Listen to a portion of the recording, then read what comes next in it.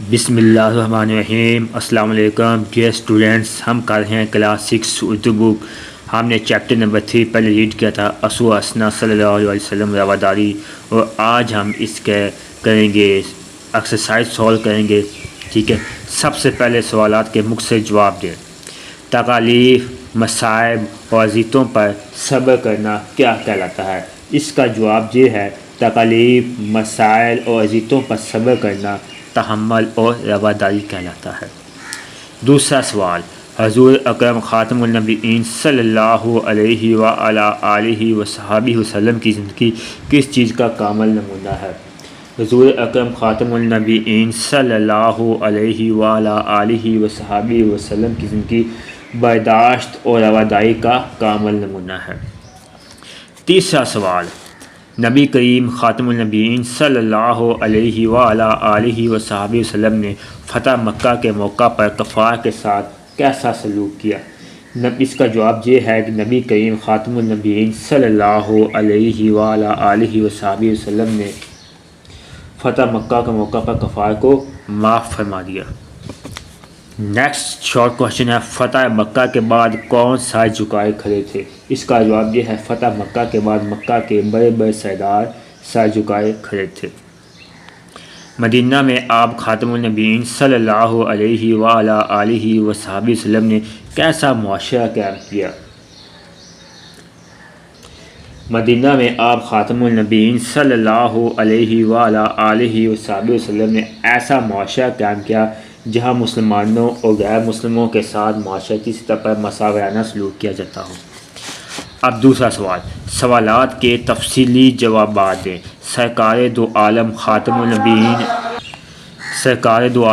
النبیین صلی اللہ علیہ وآلہ وصحبہ وسلم کی سیرت طیبہ کے چند پہلو اپنے الفاظ میں بیان کریں۔ اس کا ہم 4 لائنوں پر سوال کریں گے۔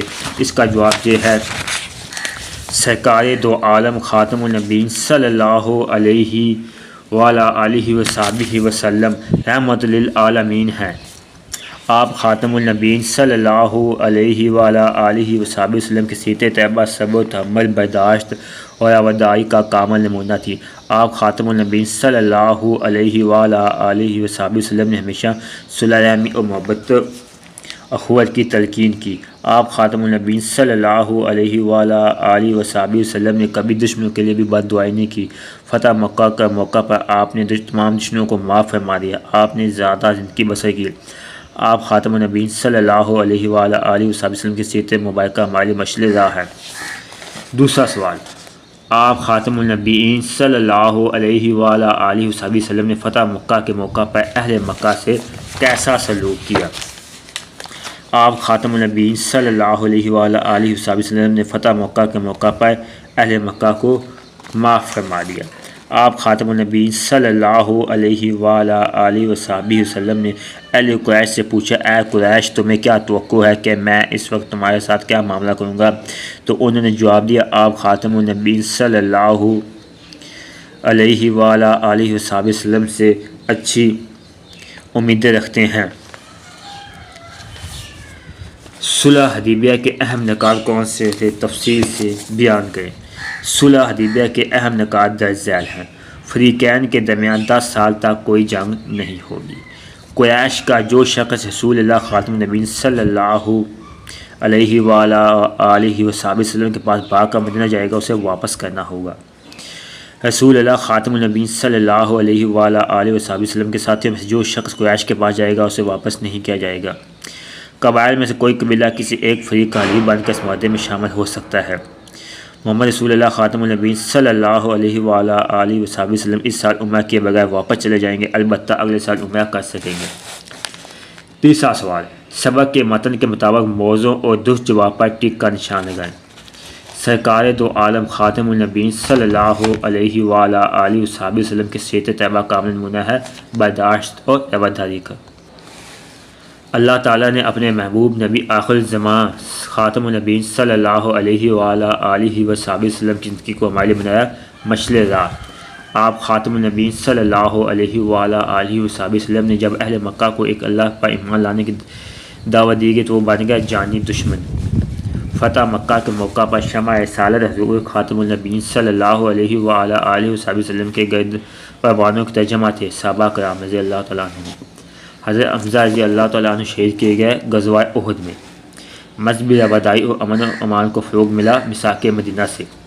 میثاق مدینہ میں یہ شرط بھی شامل تھی کہ ظالم کے مقابلے میں مظلوم کی مدد کی جائے گی۔ اس سبق کا خلاصہ اپنے الفاظ میں تحریر کر۔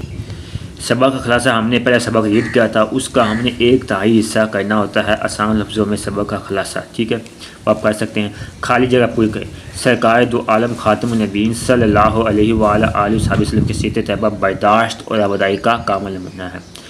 آپ خاتم النبیین صلی اللہ علیہ وآلہ وسلم دوسروں کی بات توجہ سے سنتے۔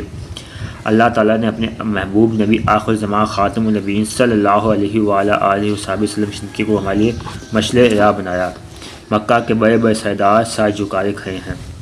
حضور خاتم النبیین صلی اللہ علیہ وآلہ وسلم نے مدینہ میں مختلف قبائل کو جا کر پورے امن معاشرے کی بنیاد رکھی۔ میثاق مدینہ بین مذہب امانگی کی بنیاد بنا۔ درج ذیل الفاظ کو اپنے جملوں میں استعمال کریں۔ اسو حسنہ مسلمانوں کے لیے بہترین نمونہ ہے۔ اخوت کے معنی بھائی چارہ کے ہیں۔ خندہ پیشانی اذیتوں کو خندہ پیشانی سے برداشت کرنا رواداری ہے۔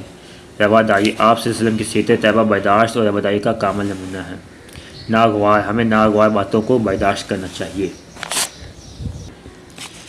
متلازم یا گروہی الفاظ ایسے الفاظ جن کو زبان پر لاتے ہی ان سے تعلق رکھنے والے مزید الفاظ ذہن میں آ جائے متلازم یا گروہی الفاظ کہلاتے ہیں۔ جیسے کائنات کے متعلق سوچتے ہوئے زمین، آسمان، سورج، چاند، ستارے اور سیارے ذہن میں آ جاتے ہیں۔ اب درج ذیل چند الفاظ دیے گئے ہیں، لغت تھیاسائرس کی مدد سے ان کے متلازم الفاظ تلاش کریں۔ سکول، گھنٹی، کمرے، استاذہ، کتابیں، قلم۔ دن، روشن، کام کاج، تجارت، رونق، سورج۔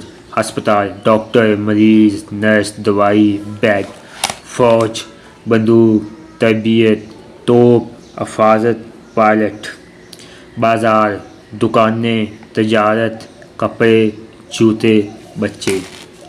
علم، کتابیں، الفاظ، حروف، تعلیم، دماغ۔ گرمی، دھوپ، پسینہ، پنکھے، اے سی، کولر، ٹھنڈا پانی۔ اب آگے سردی، گرم کپڑے، خشک میوے، برفباری، کوٹ، جرسی۔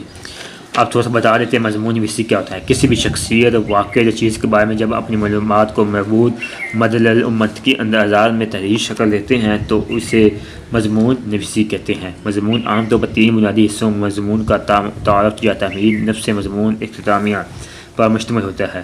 مضمون لکھنے سے قبل متعلقہ موضوع پر نمونے کے کچھ مضامین یا مواد پر نظر ڈالیں۔ مزید ایک مضمون لکھتے ہوئے ایسی باتوں کا خیال رکھنا چاہیے۔ سب سے پہلے تعمیر یا متعلقہ موضوع کا تعارف تحریر کیا جائے۔ مضمون سادہ مگر دلکش انداز میں تحریر کیا جائے۔ واقعات کی ترتیب یا پیشکش میں واضح طور پر رابط کا خیال رکھا جائے۔ مضمون پیراگراف کی شکل میں لکھا جائے اور بار بار ایک ہی بات نہ دہرائی جائے۔ مضمون کا اختتام منطقی اور جامع ہو۔ یہ تو ہماری ایکسرسائز مکمل ہوا، کمپلیٹ ہوا۔